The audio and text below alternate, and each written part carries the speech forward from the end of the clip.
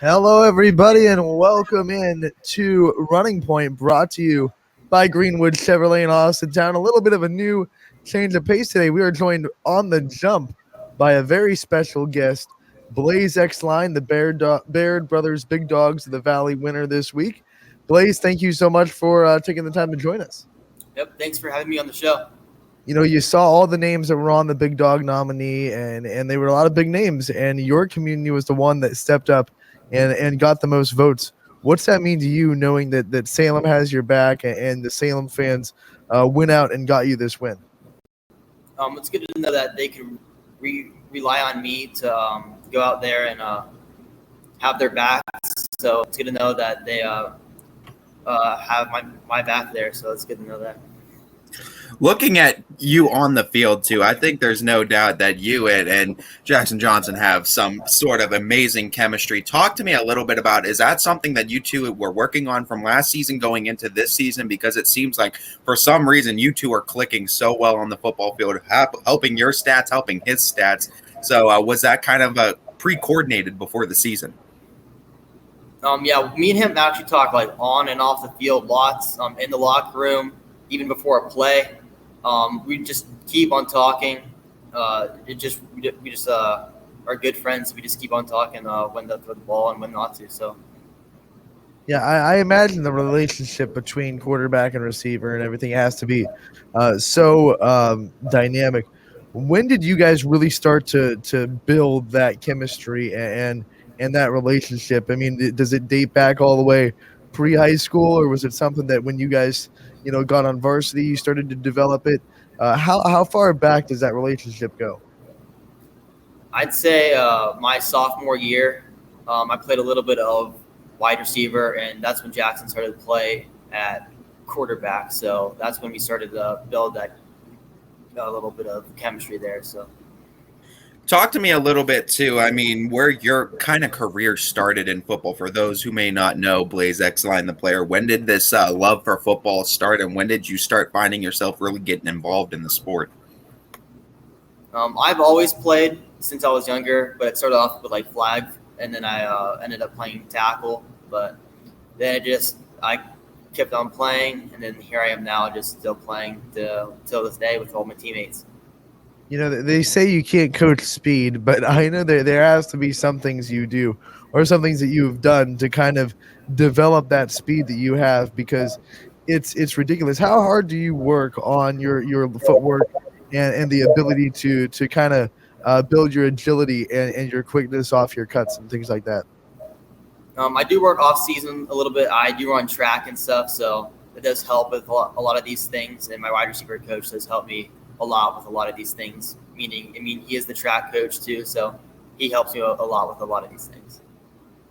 We're always curious on how big dogs can get bigger. So looking at what you're playing, what you've already done, which is absolutely incredible on the football field, Blaize, talk to me a little bit about what you see in your game, reflect on your game a little bit, and talk to me a little bit about what you think you can improve upon to make this Salem team better and really get them to that next level when we talk tournament time. I just think as a team, we can all do everything better, like just the little things.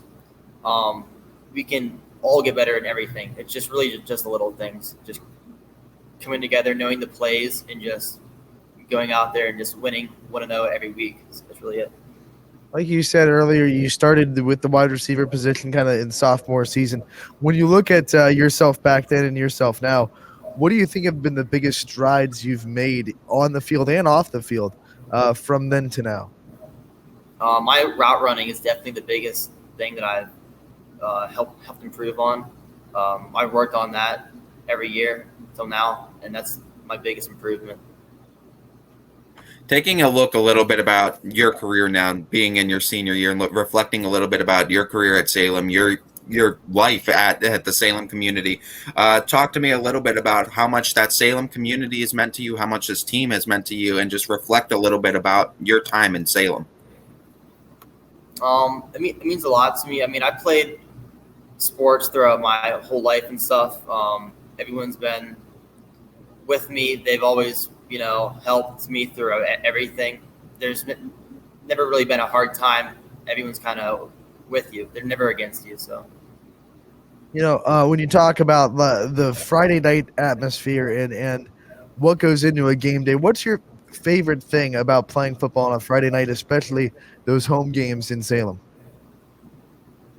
Probably, of course, playing the game and winning the games, but I love after the game spending time with my family, my friends, and stuff, and then enjoying the win with the team.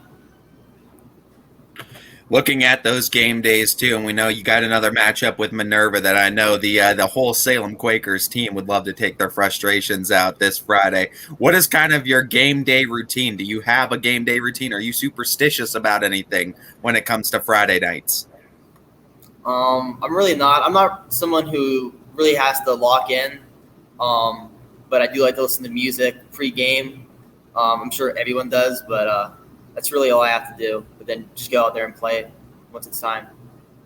Ty brought up the fact that you guys are taking out frustration. Obviously, you're bouncing back from a tough loss, but mentally, one of the big things that Running Point really loves is stay even. I mean, how are you guys managing the mentality of, yes, we want to bounce back, yes, we want to play better, but we can't get too much into our heads about how we played last week, and we just have to go out and play Minerva the way we would play anybody?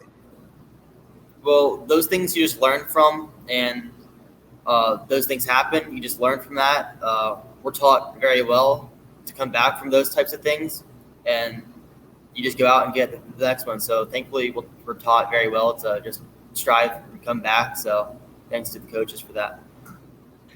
Talk to me a little bit too. If anyone that hasn't seen Blaize Exline play, you need to, and you need to tune in this Friday and try to check them out. But talk to me, for those people who don't know, give them a little bit of a preview of your game. Explain what Blaize Exline is on the football field in 3 words. 3 words. Speed. Let's see here. I don't know what word to say for this, but you just don't know what's going to happen, really. It's just, you really just don't know what's going to happen. That's all I got to say. I mean, unpredictability is what I'll say for that one, and I like that one a lot because I think that's exactly what you are on the football field. It's speed, it's unpredictability. You never know when a big play is going to get rattled off from Jackson Johnson to Exline, and I think that's one of the biggest threats in the Salem community and the Salem football team.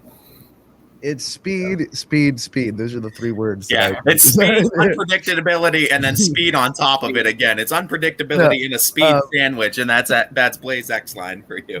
There was a play in the Firestone game, Blaize, where I think it was like a bubble screen or something, and if you paused it when you caught the ball, the defenders had an angle on you, and then that angle went away very, very quickly. When you kind of see and you get the ball, you look out and you see maybe this defender has an angle on me, maybe he doesn't. I mean, what are you thinking when you're running down the field and you're just trying to get as many yards as you can and run by people that you do so much?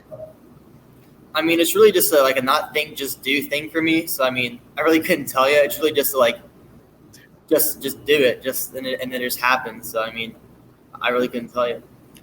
It just comes natural, it seems like to you. But talk to me here, and this is going to be an easier question. What do you like more? Long streak route catch, deep catch, 40-yard pass in the air? Or do you like the screen passes where you have to do a little bit of the work and juke a few guys to get those 40 yards? Both I love to do, but I'd say the ones that bring the most joy to me are like the streak catches, because where you burn a guy on a route, those are pretty fun to do.